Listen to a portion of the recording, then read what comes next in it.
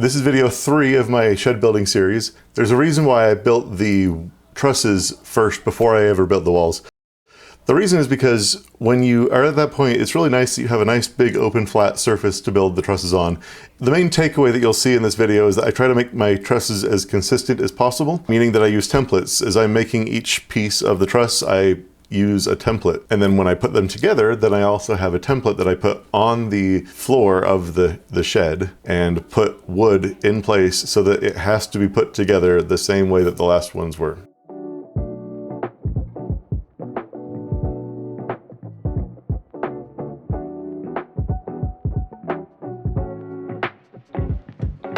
It is Saturday, and Saturday's a special day. It's the day that we work on the shed. So now I have this set up to cut. Let's cut.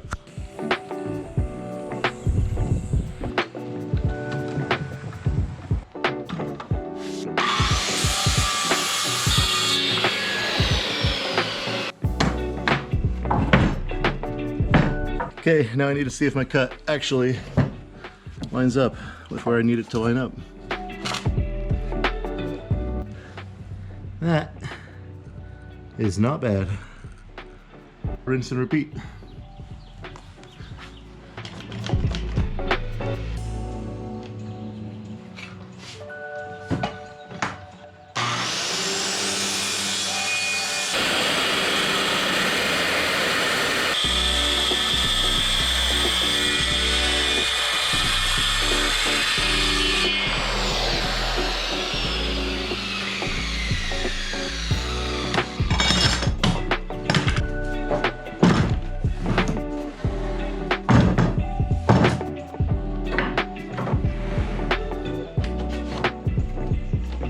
It's gonna be a loud noise, Kate. You wanna go to the backyard?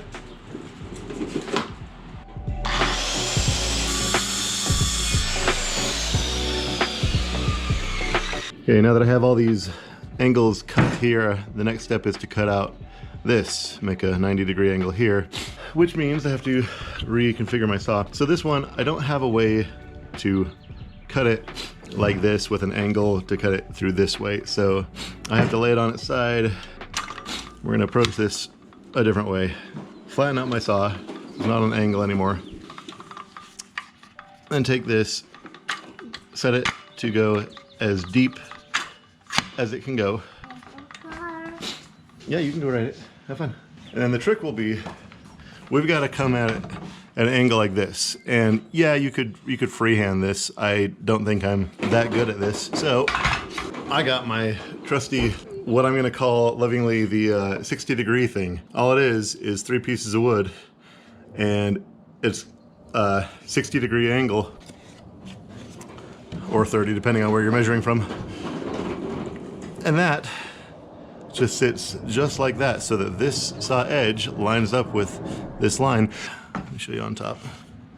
Line up with my mark on here.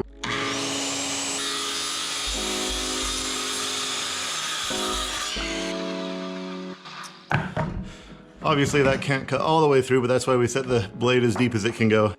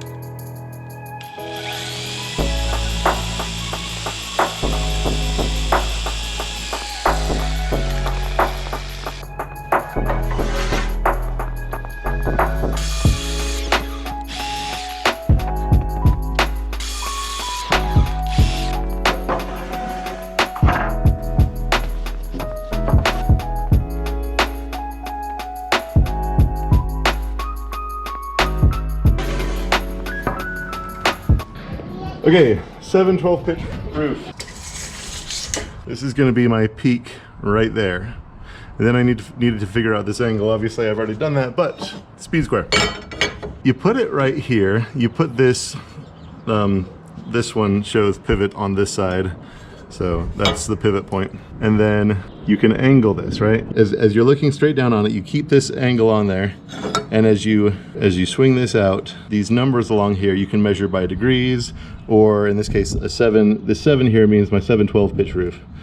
So you go 7 right there, wherever it's 7, right on that line, right on the edge, okay? From this pivot corner to the edge, 7 there, which is 30 degrees. It's actually 30.3, but you know, close enough. 30 degrees is the angle. And then that gives you, along here, this is your line that you draw. And then you take your pencil that you dropped, and then you draw that line. I've already done that on here from my peak point right there, okay? But you draw your line from there at that angle.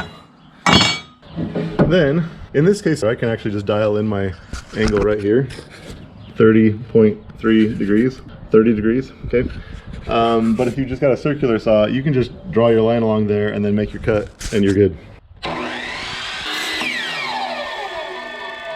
Then I can take this board here and use this as my template for the length. Use this to draw my line on all the rest of them. My miter saw is not really doing great with that job, so I've decided to pull out this ancient thing from, I think, the 1950s. Still works, and it's set at 30 degrees, and here we go.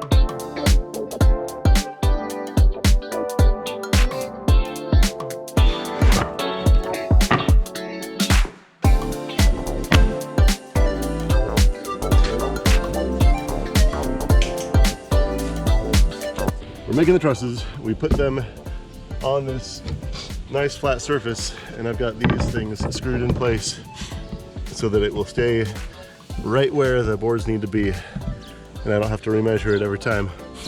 All the way down there and over there, and then I can put my boards in here so they are perfectly in place, and then I take my gussets, put it on there, and then I'm just going to mark lines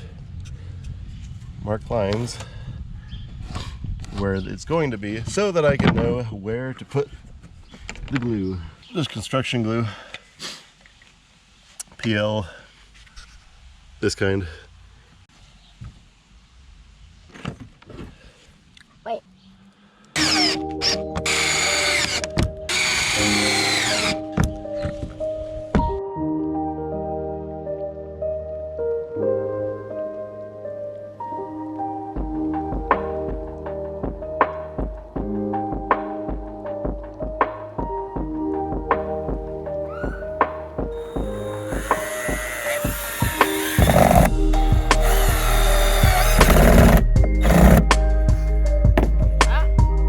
we go.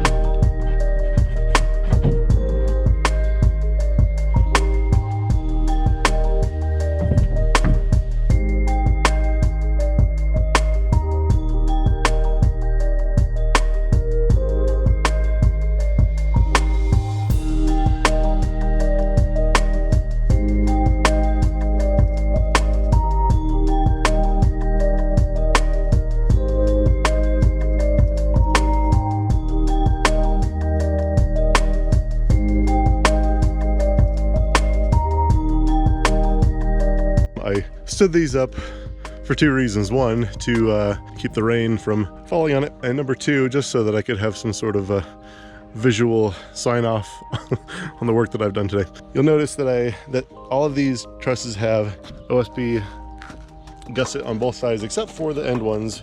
This one does not have it, and the other one over there does not have it on the far end, because this is where the wall, the outside boards are going to be going. That's why it's missing on the very ends. That's on purpose.